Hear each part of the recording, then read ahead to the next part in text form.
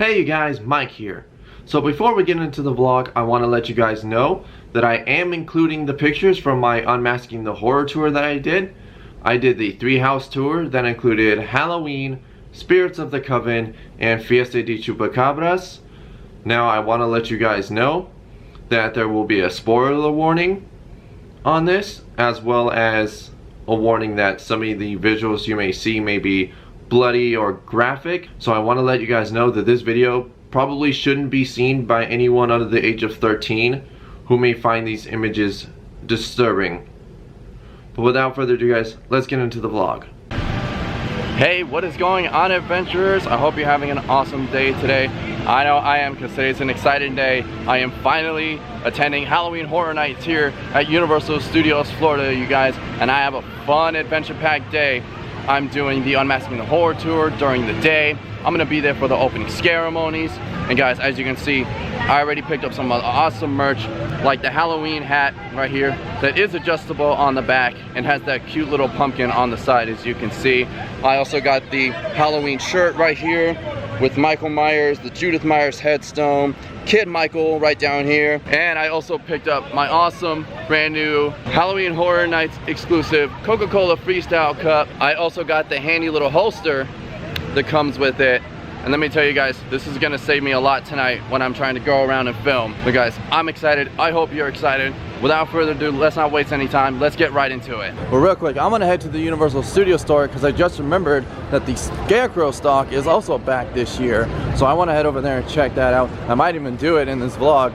So let's head over there, see how much it is or if it's free, and then decide if or not we wanna do it. Okay guys, so I found out that the Scarecrow stock, you buy the map and it comes with a little ornament that you get with it as well. It is $10. Now I will not be doing it today, unfortunately, because I got a lot to do and very little time, but I am making my way over to the tribute store. I have not seen it yet. I've been waiting to see it. So guys, let's head in and check out this year's let's head over there and check out this year's Halloween Horror Nights tribute store.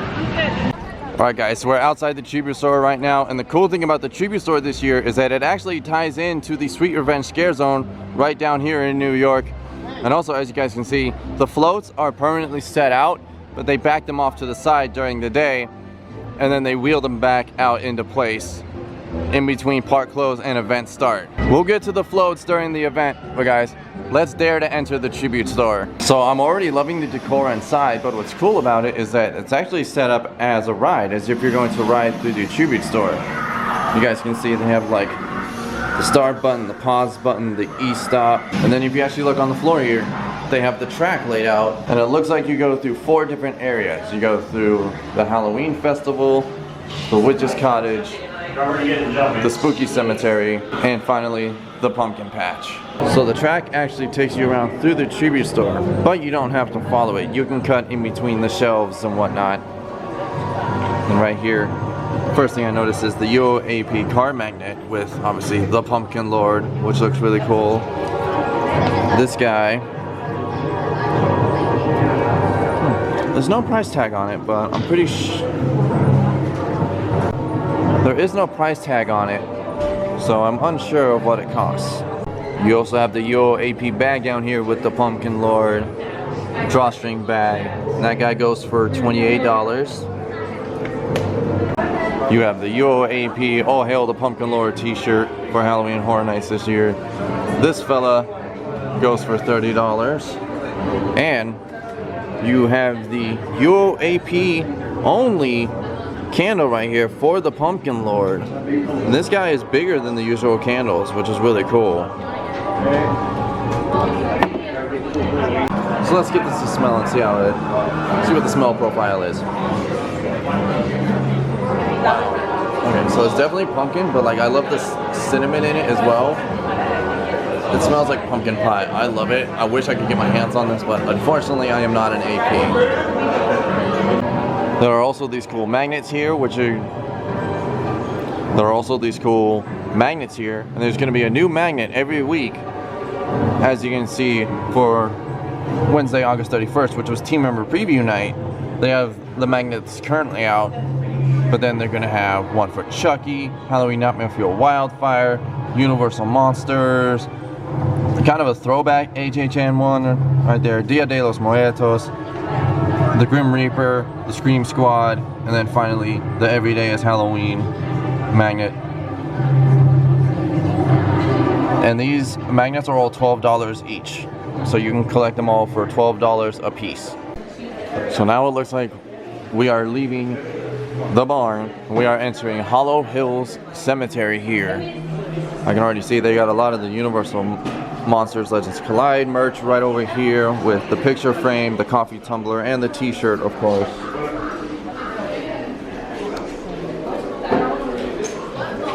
Over here again, but now this time you have the Universal Monsters ornament, you have the socks right down there,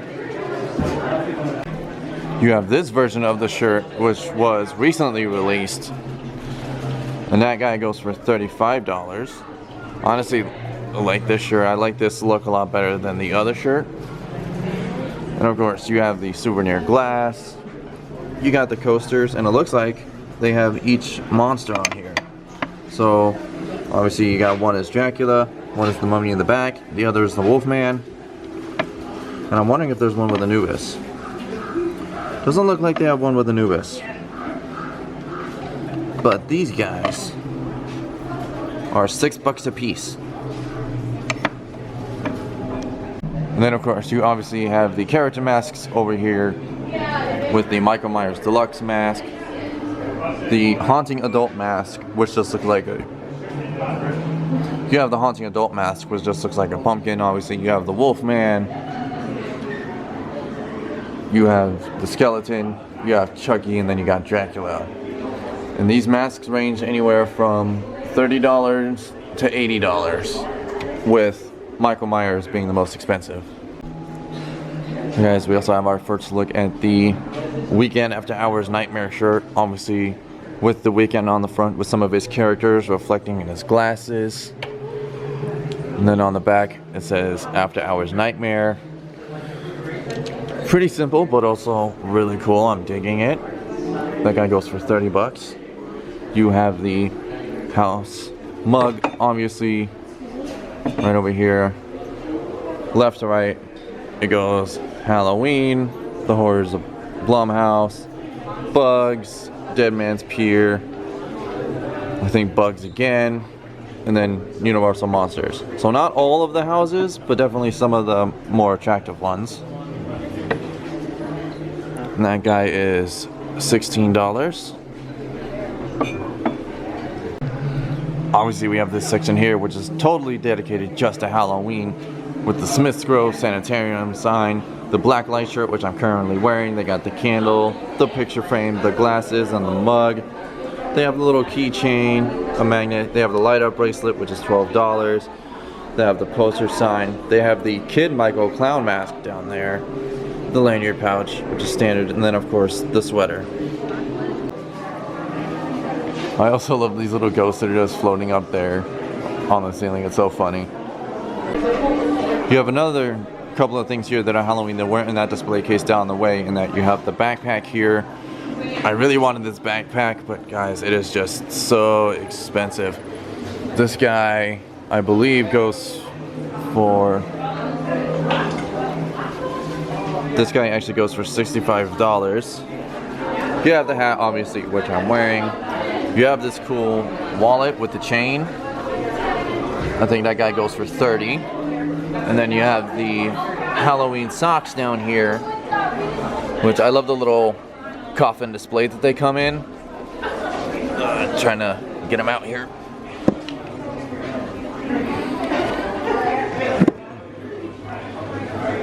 And these socks actually go for $26.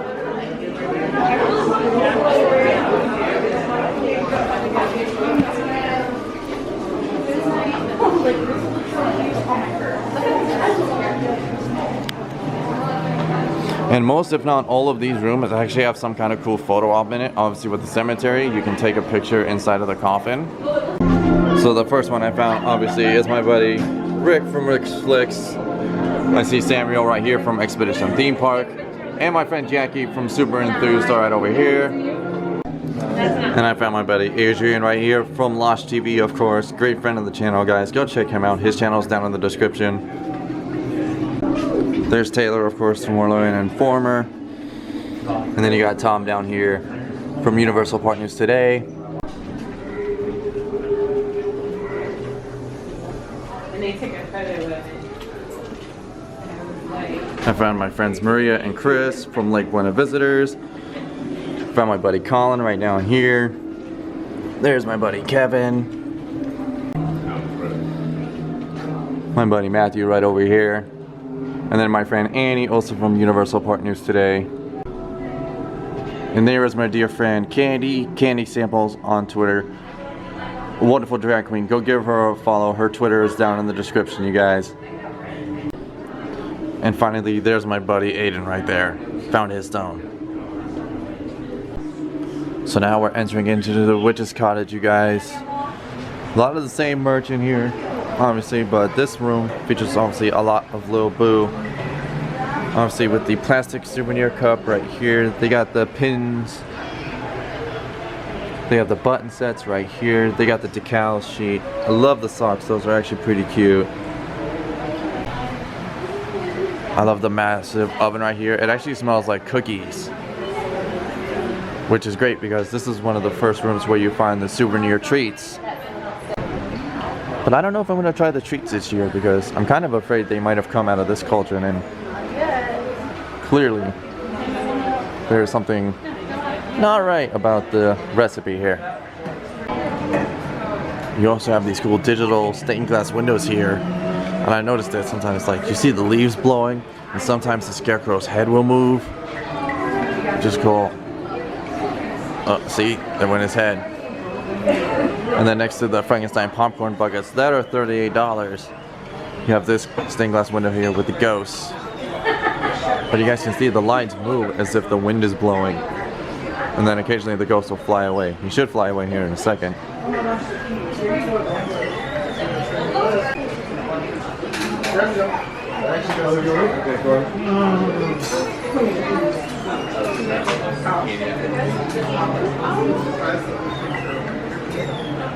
Here's the Frankenstein. Oh, you see? There he goes. He just flies out of frame. And you also have this screen display here, which makes it look like a window looking out of the cottage. As you can see, bats were just flying by. Oh, and look, there goes a witch.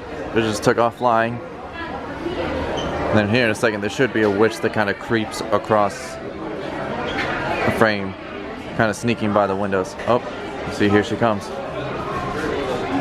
See, she just kind of slowly creeps through the frame. So now apparently we are entering the town of Hollow Hills, which you guys can see is celebrating its Halloween event this year. And I love how all the signs point you in a direction, like towards the corn maze to check out Ravens River Bridge, the cemetery, spooky spells, I think is what that says, the pumpkin patch, the haunted house, and the witch's cottage. Right here in this first display, obviously a lot of the Dia de los Muertos merch right here. Shirts, candles, the glasses, the little bag that I saw over at the All Hallows Eve boutique, which is really cute. You got some skeletons in here up there on the ladders looking for some books. One here, and then there's the one right up there. Over here they have all of the cool custom phone cases and Apple Watch bands. They have this one with the Grim Reaper, obviously, Anubis and the Universal Monsters, Lil Boo, Every Day is Halloween. This one I think is the 3D print with the design that has the clear back. It looks like those are the only ones they got, but the phones in size range from the iPhone 11 or XR up to the 13 Pro, this looks like. I stand corrected, they actually do have them for the 12 or the 13 Pro Max. And right here at Frank's House of Plastic, this is where you get those wax molds. Obviously you got one here which is his head for $8, and the other one right over here is his whole body, and that's also $8. But I love that the checkout kiosk right here is themed to the facade for the tribute store that was there last year, which is cool, and I love that nice little throwback. They also have an abundance of these legendary Truth. They also have a bunch of these albums for the legendary Truth, The Collective, which is the case investigation tales of Boris Schuster. This is a music album that is done by Midnight Syndicate, and in the coming days they're actually going to be doing a signing for people who buy these records. I'm not sure exactly what the date is, but that is honestly really cool. Unfortunately, I cannot do it this year because the album's just a little too expensive for me. They also have a lot of the classic monster movies here on Blu-ray, and they have The Bride of Chucky back there as well. A lot of the Halloween light-up bands right here. Obviously the tote bag, and then decals for Horror Nights Past right here. Obviously Dr. Art Bellows Carnival down there on the bottom. Legendary Truth, the Kitty Cat Club, Shady Oak Cemetery. Lots of nods right there to Horror Nights Past. And then as you exit the checkout area for the tribute store, the sign doesn't say farewell, it says fearwell. And then in the final room of the tribute store, they have the Eerie Emporium. Now, none of this merch is actually for sale, but I wish it was, because it's so funny. It's like, I was turned into a frog at the Witch's Cottage, my mom visited Haunted Hollow Hills, then all I got was this t-shirt, Ghoulish Ghouls Gasoline, carve out some fun at Haunted Hollow Hills Pumpkin Patch. And then of course they have the bag with Major Sweets and another reference to the Dead Coconut Club right here on top of the old radio set. All of the cute little cups with some of the same ones. I survived the tribute store. They got the tribute facade black cat right there. It's a little wooden puzzle like that. I love all the hats as well and the little trophy. You also got the cool souvenir coin display right over here. They are 4 for $15, so you can't buy them individually.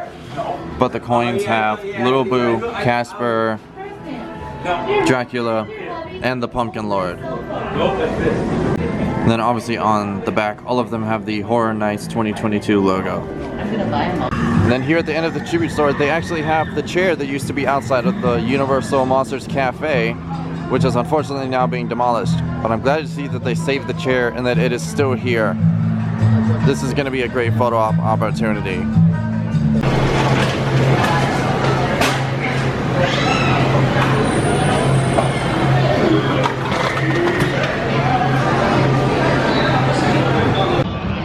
Alright guys, so I just stopped inside of Mills Drive-In and I got my cup filled up. I got the limited HHN Orange Howl, but they also have the Zombie Fizz and the Creepy Cooler, which is a Minute Maid lemonade flavor. I'll try all three of them throughout the event tonight and let you know which one's my favorite. But right now, I am going to try the Orange Howl.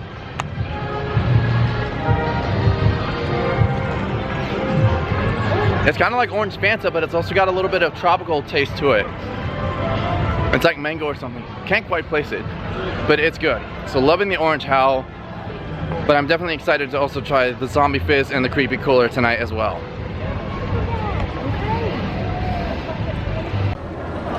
Well, this is a rare treat. Popeye is out here hanging out on Hollywood. I hardly ever see Popeye out here. This is a real treat. Apparently he's hunting for olive oil.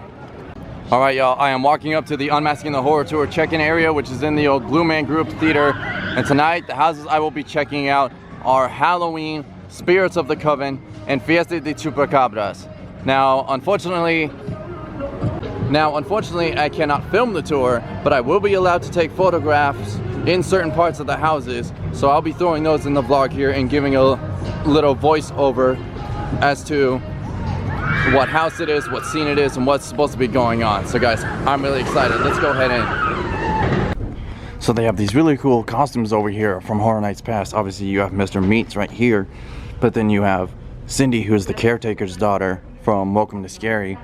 And then this costume was the singer's dress from Case Files Unearthed last year in the Kitty Cat Club. Oh, these are so cool to see.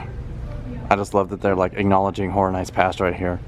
I definitely want to go over to his food stand later, try some of his food options. So starting things off, you guys, as you can see, starting out here in the doorway for Michael's room is this old clock. But if you look closely at the hand showing the time, it is stumped precisely at 10:31. Obviously, with the movie being Halloween, having the clock stopped at 10:31 on Halloween night. It's a little small detail you don't really notice, but it's a cool one when you think about how much Halloween is tied into the Michael Myers story. Moving on from there, you then go into Michael's bedroom. You got his bed, and you got his dresser, his lamp, a dartboard, and you got an old Chicago Cubs jersey back there. Since Haddonfield is in Illinois, it makes sense that the Cubs would be the local team. And then on the floor next to it, you have the white sock laying on top of his toys with the red, white, and blue, which are obviously the Cubs colors. And then next to the window you have Mike's little tricycle and his jeans set out, obviously from the day before. And then you move into his sister's room. This is Judith's room. You can see her bed here, and then you have Judith's body next to her makeup table. And closer look at her face, you can see that there is some blood on it. Not a lot, but it is fairly graphic. Again, warning for those who may be squeamish. But this mannequin has seen better days, because with the scare in the room with Kid Michael, people jump back. So apparently they've been stepping on her fingers, which is why 2 of the mannequin's fingers are missing. And then just showing some more details of her bedside table there with like the necklaces, the earrings, her perfumes, all perfectly laid out. But I wanted to go back to her night table here because our tour guide pointed this out to us, is that the little picture there in the bottom of the mirror, that is Deborah Hill, who is the co-creator for Halloween. And then you move into Smith's Grove Sanitarium, where Michael has just broken out and he's heading back to Haddonfield. In this scare, they told us there are some inmates who kind of jump at you and rattle the fence, which is cool. But then Loomis's car right here is really cool. But they told us that it's actually green, and that they just kind of put this like covering to make the car white, and the bumper actually has like a silver tape on it as well. But the license plate right here is the actual plate number on the car from the film itself. So just, again, those little details you don't really notice. Sign here that says no patients beyond this point. And this is where you start to head towards the Myers house facade. So when you initially see this facade, you guys, it is big. It is probably easily maybe, I don't know, 20, 25 feet tall. But you guys can see in the upper window, Michael is looking down on you. But this is to deceive you, because there are a couple scares in this room, but I can't say where. But then the sign out front of the house is obviously for Strode Realty, for the name of the man who adopted Lori. But this is a cool fact they pointed out to us, is that there is a HHN spider who is hidden inside of every house for Horror Nights this year. This one in Halloween is set up between the trash can and a trash bag that you see here, which is kind of closer to the side of the Myers house than the front of it. But then after you go through a part of the house, you end up in Linda's bedroom with, of course, Annie's body and Judith Myers' headstone, as you guys can see there. And just loving all of the detail on the headstone, how it's kind of like clean up top, but you can see it's like dirtier underneath from just the years of being buried. And obviously it says our beloved daughter up top, her name Judith Myers, and that she was born on November 10th, 1947, died Halloween night 1963. But now this is Linda's death. So Linda pops out from behind the curtain, thrashes, and dies in front of Sheet Michael. Now Michael is wearing the sheet and the glasses because he put them on after he killed Linda's boyfriend in the kitchen. But then I'm also just loving all of the little details inside of Linda's room, like her little jewelry box, the old phone on the bedside table, and just the old books that are set up on her little bookcase, and all the little knickknacks. Now this is a great double scare. With this Michael mannequin at the top of the stairs, there's actually a curtain that would be on your left where a real Michael, a real scare actor, pops out and scares you. So it's a great way of like deceiving you, because before the scare goes off, the Michael at the top of the stairs is illuminated. But then when the scare actor hits the trigger, the light goes out on him and illuminates the real Michael. So it's a great deception trick. Now we go into the living room, And this is the first time that we see Laurie and Michael face off. Laurie stands right here in front of this doorway with a skeleton on it. You can actually see her scare trigger right there. And then that curtain and open door there, that is Michael's scare. That's where he pops out and scares you. But I love the little details on the side of the table there next to it. Is that's Tommy's Halloween trick-or-treat bag, and you can see he's already gotten into some of his candy. You can see all of these like fire pokers here. You can see the TV right here is just static. All of the books in the case underneath it. Like, I'm pretty sure all authentic books that were, you know, period at the time. But also the little booklet right here about the bus crash test with the dummies. That was actually in the Halloween movie, which is cool. It's just like, again, those little details you don't really notice, but that are just so cool. But then also on the couch here, you notice this knitting bag with the yarn, but it only has one needle. That's because in this scene, when Laurie yells at you, she's holding the other needle to defend herself against Michael. Now at that point, we had to stop shooting pictures in Halloween, because that was the cutoff limit. Because it was an IP, we had less times to actually do photography in there. But with Spirits of the Coven, which is coming up next, and Fiesta de Chupacabras, they were originals, so we had a little more free will to go around and actually take pictures of things. So starting out here in Spirits of the Coven, already beautifully themed bar, as you can see, with all the glasses, different types of glasses actually for the different kinds of drinks. But with the drinks on the bar, you can already tell that something's not right, because the glasses have like fingers in them, as you can see, or eyeballs, or this glass right here has a tongue. This little wine cooler has, like, I'm not sure what's in it, but it's definitely meant to be human remains. But then I just love the overall details of the bar itself, like the different glassware on the back wall you can see here. Like, you got the little cat cut out there above the doorway, and just all the details too in like the little seating tables, again with the drinks that have, you know, eyeballs and things inside of them. But also this portrait was cool that they pointed out to us, because it's kind of propped open. Now this isn't a scare, but it is propped open because obviously people would hide liquor inside of fake portraits and things during Prohibition. And also notice the flask there as well. People started using flasks a lot back then. Also, I'm loving the details in the little chandelier, like with the stained glass. And obviously you got the Halloween decorations, you got the pumpkin there, and you got the skull and the cobweb. More details on the tables. You guys can see a couple martini glasses that have a little extra garnish in them. And then obviously you got a kind of like charcuterie board right here with some wines on ice. More Halloween decorations. 3 skulls right there actually.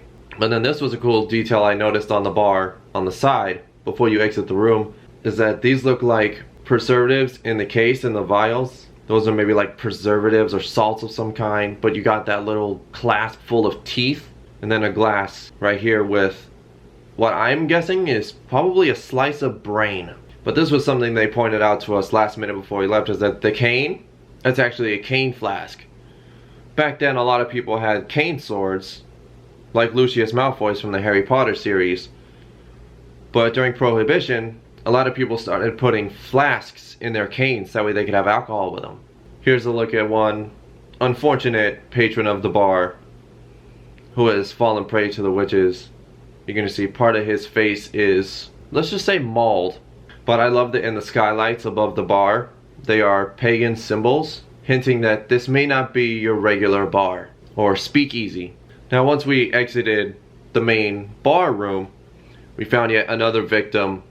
I should put out, most of the victims in Spirits of the Coven are male. Since all of the witches are female, they require male human blood to strengthen their elixirs. I also should have mentioned this too.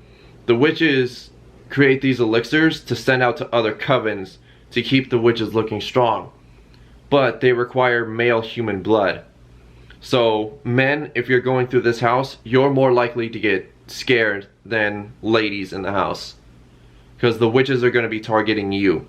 And moving on from him, just all of these little details that as you get further underground, under the speakeasy, you can see more and more of the witch paraphernalia come out. with like the candles and the blood, more pagan symbols on the walls. But also I just love this little like lounge baby grand piano, because our tour guide, his name is PJ, really amazing tour guide, told us the piano itself is hollow, but the keyboard on the piano is just like a modern day electric keyboard. But now we're heading into the casino area of the house. But again, you can see another pentagram in that center wreath. You can see they got poker cards, poker chips, another cane flask right there on the left. You also got some tarot cards over here. It looks like some sage. But then you have the, I believe it's a roulette wheel. I believe is what that is. And you can see this fellow has had his head planted in the middle. And closer look at his head, you'll notice one of his eyes is missing. But then if you look down in the roulette wheel, you can see that's what they were using for the ball. And you can see the lucky winner was number 31. And then on this side table you see another drink with human remains, more sage, more candles. Same up on this shelf. You guys can see on the back wall here behind the table, again, another pagan symbol right there above that antelope skull, I believe. And then another one right there by that lady mannequin. You then have these little hooks here that have sage and flowers and animal bones and things, obviously meant to be ritualistic for witches. You got these awesome pictures of the man and the woman with the crow's heads. You then got the slide right here with the different types of hair. And then you got this bathtub full of body parts. And they're on ice, and at night in the house they light up blue. There's a spell book here next to the tub that obviously the witches use when arranging the body parts for their elixirs, and it actually says, "Skin of a serpent, hair of the dead, surrounded by sisters, will continue to spread. The circle is cunning, our season is here, the spirits of the coven ensure men live in fear." We then go into the refinery with all the boilers here that have obviously the gems and the sage on top of them, obviously to enchant the elixirs that the witches are making here. But you can see in certain parts of them, blood is leaking out of them, which is really creepy to think that this isn't like water or something they're boiling. It's literally human blood. But to make it look like it's multiple layers deep, at the bottom here, that is a mirror effect to make it look like the boilers go on forever and ever. You can see more of those pagan symbols through the wall right here. But also, the cobwebs this day had just been freshly laid, so they were still glistening. And they're focusing a lot on Sif this year, which is stuff in face. So all the burlap here hanging down. You then have all of the bottles and things that are hidden here in the walls, because during Prohibition, people would hide the liquor bottles inside of brick walls and things. But obviously, in this case, instead of alcohol, they are smuggling the witch's brew to be sent to other covens. But they also managed to smuggle it through pigs and livestock. You guys can see these pigs are obviously cleaned out of their organs, that way the bottles could be hidden inside to be smuggled. But now we even go further underground to where they're storing the barrels that house all the elixirs. And you can see on the side, they are stamped with the W for witch's brew. But now it appears that they're smuggling the brew through underground tunnel systems, because now we're entering what looks like a mine with obviously these roots hanging down in front of the doorway. Another example of that stuff in face. And you got this minecart here, which actually lurches forward, stops and slams, makes a big noise. It's a scare, not a character scare, but it's definitely one that got me when I went to the house later that night. And then as you approach the Witch Empress's lair, you pass these 3 doors that light up and pulsate, which is a simple but cool effect. Now before we went into Fiesta de Chupacabras, we actually stopped inside of Dead Man's Pier Winter's Wake for a little bit. We had to go through that main entry area first, and they allowed us to snag a few pictures in there. So let's check out the details of the entryway for Dead Man's Pier before we head over to Chupacabras. So we start out here in the entry courtyard for Dead Man's Pier Winter's Wake, which is where the Fisherman's Pier Bait and Tackle Shop is, in conjunction to the Captain's Widow bar. You also get great details right here of the Captain's Widow statue outside playing the violin. And when you go through the house during the actual event, the sound of the violin is playing over the wind, thunder, and lightning, which is a cool effect. You also got a great shot of the crane that extends out in front of the shop, which would obviously lift gear onto the ships that are then going out to sea, as well as the lighthouse way up top there, which does have a light inside rotating during the event, which is really cool. And then you get all of the cool details of the seafood for bait and the traps for the lobsters, and of course finally the sign which tells the story of Dead Man's Wharf. And then after that point we went into Fiesta de Chupacabras. And this first area here is the gate you walk through, where you see the mask maker preparing all the masks for the festival celebrating the Chupacabra. And this is where technically the first scare is, because the mask maker does lunge out at you at one point. But I just love all of the detail here with the houses of like the curtains on the windows, the shoes hanging from the power lines. And those are actually kid-sized shoes, which is really funny. And you guys can see just all of the cool close-up details of the masks that are being made for the festival, with the masks being made, the spindles of yarn and ribbon and the paints. But then as you move along, you notice along the fence line there are, and those are clearly there to keep something out. And then once we move past the mask maker, we come across this first body, which is suspended and very bloody, so if you're squeamish, look away. And at the bottom of the barrel you can see one of his legs is sitting right there. But as you go along, you'll notice all of the little flag banners hanging up, as well as symbols painted on the walls, all look like the Chupacabra. But I love that as you go towards the butcher scene, all of the signs and phrasing in the house are done in Spanish like you see here. But here on this still, if you look at this sign that's behind the broom and the rug, that S word is sangre, which is the word for blood. And there's a lot of it in this scene, because once you enter the butcher shop here, if you look in the trough, you will notice the severed limbs of victims, as well as this goat and the torso that are hanging up there. The goat is there as an offering to the Chupacabra, because in English I think it translates to goat sucker. And then across from it you can see more limbs and more blood, and again the word sangre written in blood. You'll notice in the middle of the bench there as well, that jar that has blood in it. Throughout the house there are a lot of these jars full of blood that are offerings to the Chupacabra. Yet another sign up there with the Chupacabra face and sangre.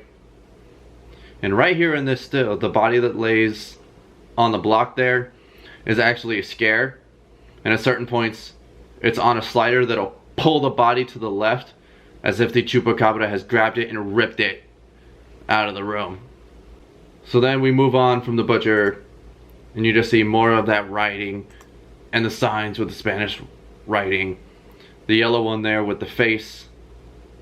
My high school Spanish tells me that that actually says beware of the Chupacabra.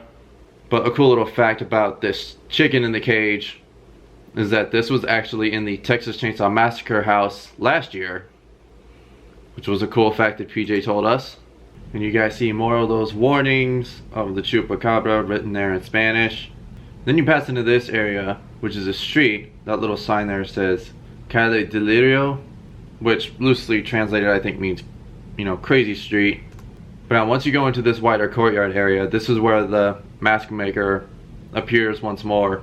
But what's cool about the sheets and everything hung up in here is that they are cut and shaped to look like the Chupacabra. But you can see clearly there's been an attack here, because like the dominoes game is abandoned with blood everywhere. And you can see all these firecrackers and things that are hanging up by the locals for the celebration. And of course the party lights that are hung up as well, which weren't lit during the show tour. More of the masks done by the mask maker, which is a mannequin sitting there facing away from us. And more of the masks on the table, and a good semi-front view of the mask maker mannequin right there. But what's funny is they pointed this out to us above this building that says El Cafe de Aguayo, I hope I'm saying that right, is that to avoid product placement, clearly that is a DirecTV dish that they have just painted over the DirecTV, but clearly they didn't paint over it quite enough. But going back to those fireworks from a second ago, with the sheets right here, there are fireworks going off behind it, and there's an outline of a Chupacabra either like it's prowling behind the sheets or that it's attacking someone behind the sheets. And then as you leave this room, there's another bloody sign there of the chupacabra. And then you enter an apartment of someone who has clearly allowed you to come in and take shelter. And this is where the HHN spider is. It's on the little bookshelf. I believe on the middle shelf, you can see it right there. But then after this, we went into the butcher shop. Now before we go into the butcher shop, I want to give you guys again a graphic and blood warning. So if you guys are squeamish, I would skip over this. But when you start off here, you see this first body which has had the skin of his face removed. But what's funny is on this mannequin's wrist, there is still the little like cheap film camera that tourists carry with them, which I find is hilarious. But what's funny is this little cart that is sitting here with the chicken and the foot on it. This is actually the cart that was in the Ghostbusters house a few years back. This was Slimer's little cart, which is great that Universal uses old props like this. But then right here at this display case with the pig heads and the clothes of garlic, this is where a scare actor stands. But they told us this case was actually used in the Welcome to Scary house last year. Again, another great example of them reusing props. And then just great close-up looks of the pig head mounted on the wall with a knife in its head, and the pig heads on the case. They're just laying out in the open with no ice or anything. But just the details are great. And then another close-up look at a mannequin here, which is apparently also been dismembered. And then just a great wide shot overall of the butcher scene. And there are 4 bodies in here because that first body is just out of frame to the right. And then a close-up look of a body from a few frames back. The little shelves right here with the body parts and the bottles for blood. And right behind that hanging mannequin body there is yet another scare that occurs. And finally we get to the one chupacabra that we were allowed to photograph. This one is Skittles, which these chupacabra puppets, I probably should have told you guys, they're all puppets in the house that are controlled by people. This one is actually full body, so it's got all 4 legs. A lot of the other chupacabras in the house only have like the front part of their bodies, or in one scene there's like a bathroom off to the left and it's just the chupacabra head. But I got a little selfie with Skittles right there. But guys, let's get back into the vlog where I go through all of the other scare zones and I try a few of the food items that they are offering this year for HHN. Alright you guys, so we just finished our Unmasking the Horror tour. I want to give a shout out to PJ over here, who was my tour guide. He's been doing these specific RIP tour guides for about 5 years now. He's been doing it in total for about 7? 7 years as an RIP tour guide, 5 years as a behind the screens tour guide. Yes, and you were absolutely wonderful. Well, thank you. If you guys ever do a VIP tour, RIP tour, or Unmasking the Horror, try and ask for PJ because he was absolutely wonderful. He was a hoot, he was a laugh. He is probably the best guide I've ever had. So PJ, thank you, my man. You're very welcome. Thank you for the kind words. Alright, so they have started lining up for the Stay and Scream area that is meant for the opening ceremonies, but they're not going to start letting us in until about 5:15. So in about half an hour or so. Alright y'all, the daytime crowds are slowly pouring out. You guys can see they are moving the set pieces in the Horrors of Halloween zone. They're putting them in like a diagonal pattern to kind of force you in the middle. And I believe they're also testing the fog machines because I saw some kick up a little bit ago. There you go, you guys can see it kicking up back there on the back part of the zone. You can also see they've been testing the fog right by the Pumpkin Lord's platform. They also just turned on the lights for the Halloween Horror Nights marquee sign above the scare zone. Hi, Yusuf. Why are you just looking at me? Stop. I don't care myself. You guys, look at all the people waiting at the gates over here. It is literally shoulder to shoulder, stretching all the way past the arches.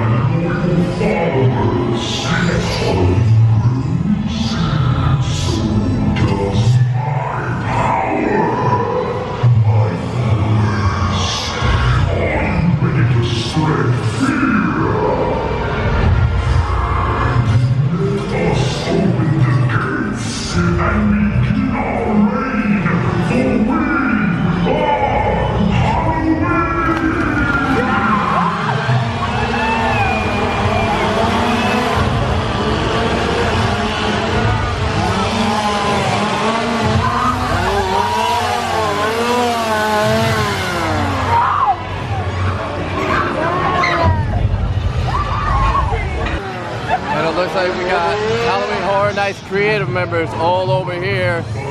Creative stage attendants. It looks like everyone's all here lined up, welcoming us in.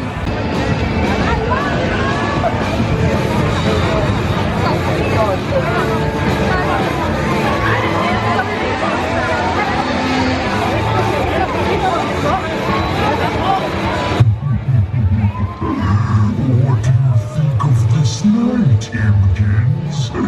Terrifying, isn't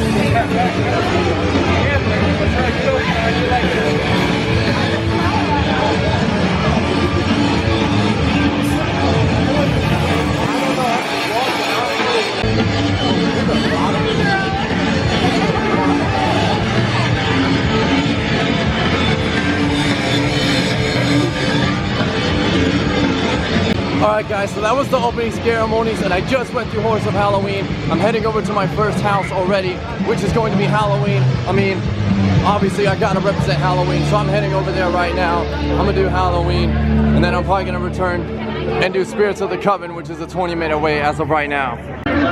Okay, so it looks like Halloween is a 70-minute wait. So what I'm gonna do is I'm gonna get a return time for this, and I'm gonna go hit up Fiesta de Chupacabras, which is apparently a 5-minute wait. Since I did it for the Unmasking the Horror tour, guys, I saw it with the lights on. Now I cannot wait to see it with the lights off, you guys. So Fiesta de Chupacabras is looking like more than a 5-minute wait right now, but this honestly doesn't look too bad. It's maybe a 20 to a 30-minute wait, hopefully. So you guys, I just got out of Fiesta de Chupacabras, which was honestly an awesome house. But it showered for like a quick 10 minutes just now. You guys can see the line for the tribute store to get in is insane. But luckily, the rain has stopped, and it is about that time for me to head into Halloween. So let's go pay a visit to Haddonfield, Illinois. So I just got out of Halloween, you guys. Oh my gosh, that house is so incredible. Yo, oh my god, that is probably one of the best houses I've been through. You guys, those Michaels, they get like in your face. It is insane. But I'm probably about to go get a return time for Dead Man's Pier. And then I'm probably gonna go around, try a couple of the food options, and then go back to the house. So it looks like the scare actors are back out and about here in Sweet Revenge. So we're gonna go wander through here and check out all the spooks. But firstly, I'm loving in the back of the truck here. They got body cuts for a human body and an array of weapons here. You got like a hammer, a crowbar, you got a scythe, an axe, a wrench, a machete, and then of course all of Major Sweet's candy right here with plenty of stock as well.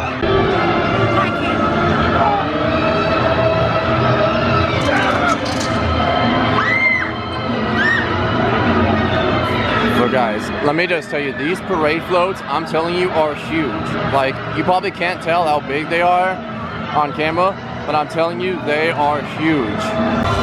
Well, I can see why this guy died now. He got strangled with the lights, and it looks like he had his head crushed in from the impact. But also, you gotta love that sweet, sweet fog. So now that I can see what was underneath, clearly this was a photo op gone awry. Because obviously this couple got beheaded. Oof, and the guy got ran through with a pitchfork. Rough. Fog. Yeah, now we're coming up on the second float, y'all, covered in witches. And let's see, the book says, one taste of the poisoned apple and the victim's eyes will close forever. Sleeping death. Oh, it looks like this cub's been snacking on a foot. This little gorilla girl's been snacking on a foot too, apparently. And we got the final float down here, which is of course for major sweets, with a bunch of candy and cake adorned all over it. Honestly, really cool float. Well, it looks like we got more kids coming out to join the party. And I think I also saw Major Sweets and Miss Treats as well. Hey, it's Losh TV. What's going on, man? So what houses have you been through so far? Tonight we've only done one house, twice, and chupacabras. Oh, and spirits in the Cup. I did chupacabras, I did Halloween, try some of the food. I'm gonna try to do all the houses tonight because I have the accessibility pass. Huh? How did your tour go? This morning? Oh, well. How was yours? It was awesome, dude. 6 or 3. Which one did you do? The 6 house. Oh wow, so you got to do all the real cool ones. Lucky. I got there late, so I missed monsters. Oh, bummer. It's alright. Alright, well, I'm gonna hop back to it. I'm gonna let you get back on the grind. Take care. And great seeing you as well. Guys, go subscribe to Losh TV. Check out their channel, it'll be down in the description. Looks like Granny over here is a little bit lost, apparently. Boy, this robot's eye has seen better days.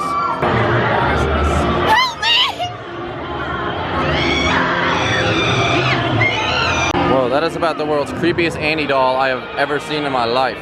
That is very creepy. And there he is, the man himself, Major Sweets. And then you got Miss Treats right over here. I'd hate to see her swing that bat.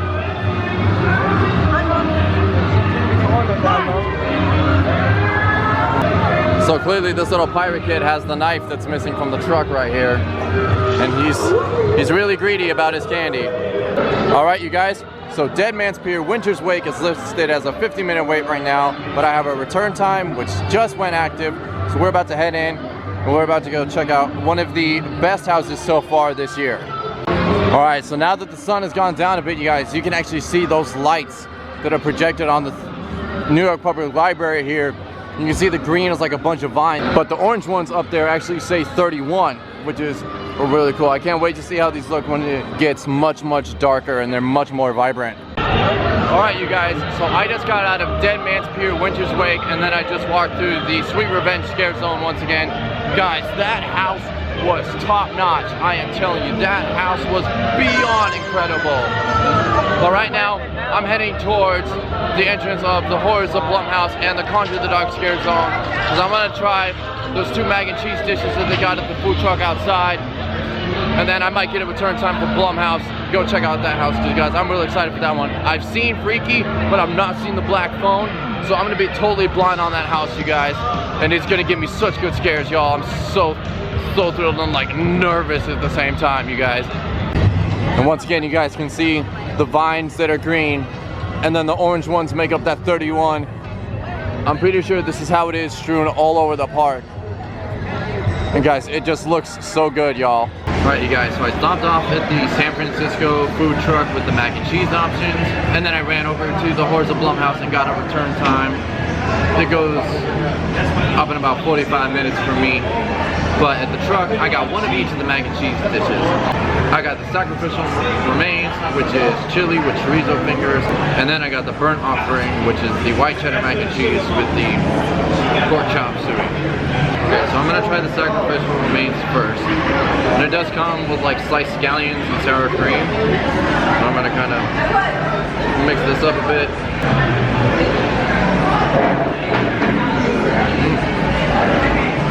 I like the sacrificial remains. Not yummy. And I'll just take that char suey pork, get it off the skewer, then into the mac and cheese.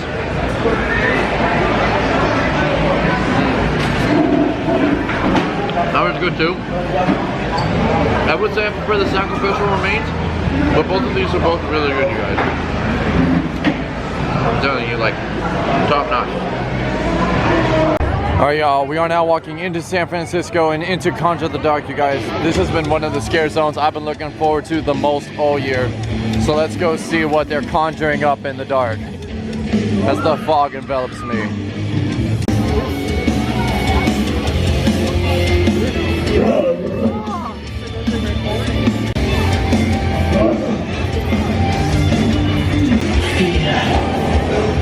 The door. Blood is gathered. Screams carry on the night wind. Souls are taken. Bones to bind. The portal is open.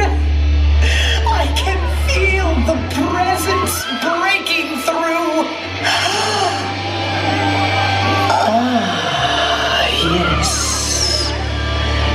I knew there was a missing element.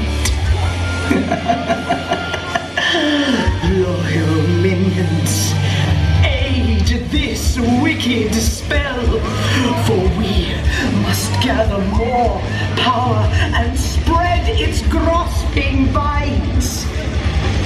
Every year, on this night, we shall cast this spell and bind it tight.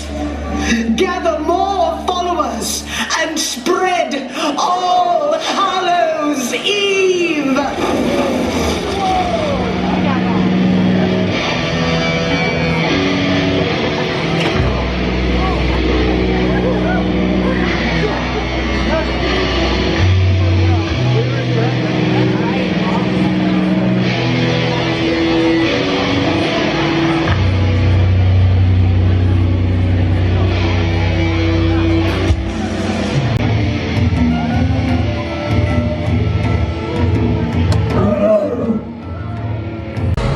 Alright you guys, let's go check out the Horrors of Blumhouse, Freaky and the Black Phone.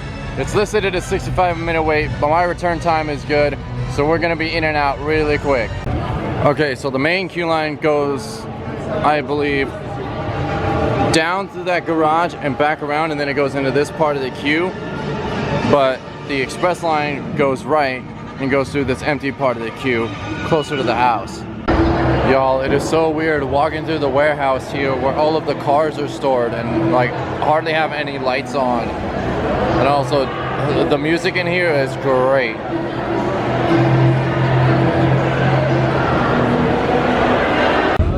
Yo, here we go guys. We're about to enter the house. We're probably like 2 minutes away. Alright, here we go you guys. We are about to enter the Horrors of Blumhouse, the Freaky section, which is the first one. And then after this we're gonna enter the Black Phone. Alright you guys, we made it through Freaky and now we're about to head into the Black Phone. So I just got out of the Horrors of Blumhouse, Freaky and the Black Phone, and let me tell you guys, that house was just as good as the others that I've been through so far. You start out in Freaky, and then you go into the Black Phone. And I will say, the Black Phone is definitely the longer section of the house. But dude, the Black Phone scared me so much more than Freaky. I'm telling you that right now, you guys. That was such a great house. That is probably easily in my top 3 as of right now. But right now I am passing by Transformers The Right 3D, and guys, I love the projections that are on here. And it's like that one orange projection up there doesn't say 31, it's actually the Pumpkin Lord, which I find is so cool. So right now I'm heading towards Scarecrow Cursed Soil, so that way I can get a return time for Universal Monsters Legends Collide. And apparently this is where that chainsaw horde hangs out, right by Mel's die-in. I'm really hoping one of those guys will get in my face here. Let's see if I can egg this guy on. Yep, there it is. But yeah, let's go check out what lies beneath the earth and check out Scarecrow Cursed Soil, which is honestly, this is probably going to be one of my favorite scare zones.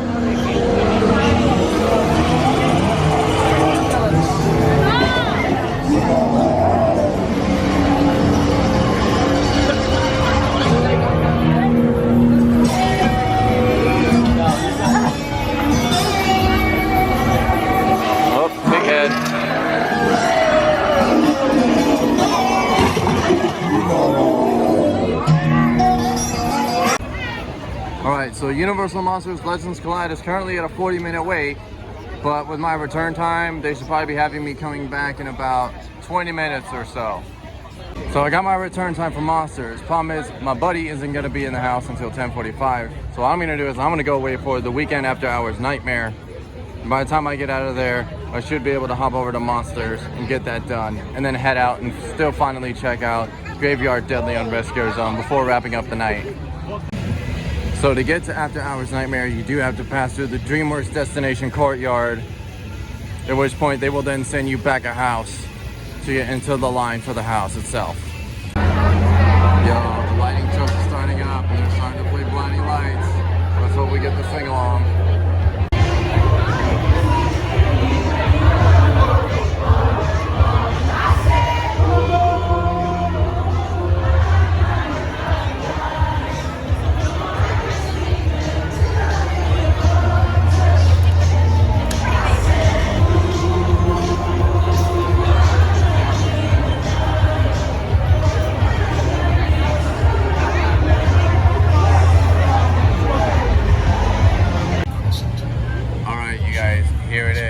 Final house of the night, Universal Monsters Legends Collide. Each night as the moon And it looks like it's going larger, through the story of Lawrence Talbot right now. I see the face of the moon looking down at me with a cruel sneer, as if to say, I know your curse, Larry Talbot. It tortures me as he slowly grows into fullness. Not slow enough. Okay, you guys, I just got out of Universal Monsters Legends Collide, and holy cow, you guys, I think I have a brand new favorite house. And you know, this isn't just because I got a friend in the house, but you know, his scare where it is was freaking fantastic. But oh my gosh, you guys, that house was just beyond incredible. There was one moment where the mummy came at me from the left, Wolfman came at me from the right, and Dracula came straight at me, and holy crap, you guys, I did not want to move forward at all because I was like that scared that they were just gonna like get in my face. It was so creepy. All right, y'all, let's see what they have to offer in Graveyard Deadly Unrest.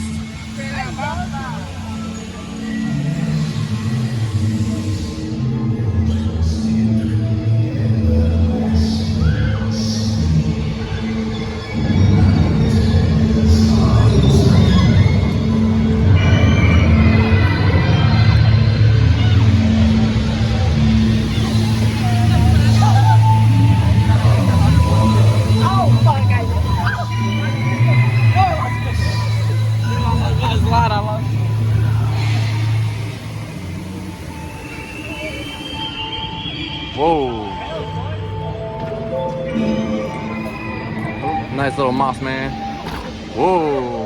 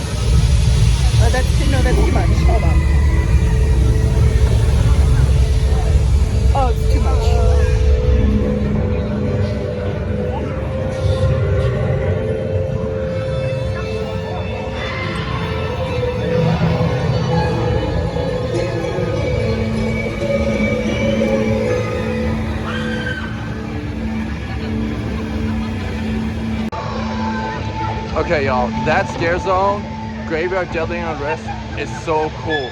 It's not loud and obnoxious and like in your face. It's like soft and tranquil, but it does catch you off guard, you guys. I have to say, I think that one's my favorite scare zone so far, you guys.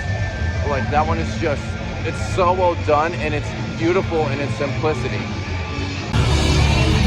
But one final time before I go, I have to pay respects and say goodbye to the Pumpkin Lord.